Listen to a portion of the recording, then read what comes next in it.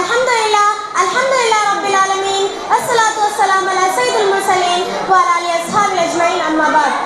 क़ाल अल्लाहु तआला औज़ु बिल्लाहि मिनश शैतानिर रजीम बिस्मिल्लाहिर रहमानिर रहीम।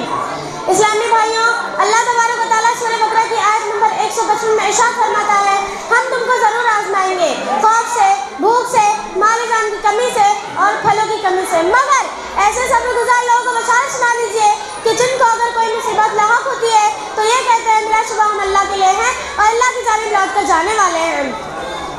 इस्लामी भाइयों, सब्र के कुरान करीम की इस आयत से सब्र की अहमियत और फजीलत का बखूबी पता चलता है, मगर सवाल ये है कि सब्र क्या चीज़ है।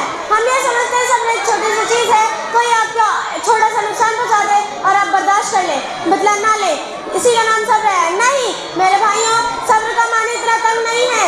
ये सब्र इतनी अहम चीज़ है कि कुरान करीम में तकरीबन 17 जगह इसका जिक्र आया है।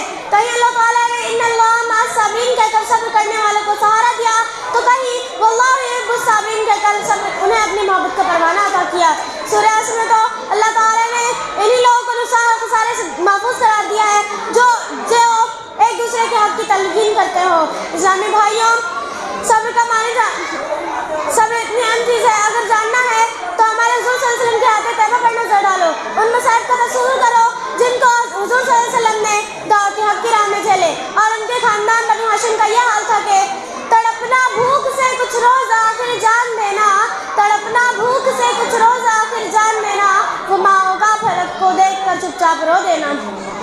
इस्लामी भाइयों, ये लोग सब्र इस्तिकामत के रोशन मीनारे हैं। अब आखिर में अल्लाह ताला से दुआ है हमें इनके नक्शे कदम पर चलने की तौफीक अता फरमाए। आमीन। वाखिर दाअवाना अल्हम्दुलिल्लाह।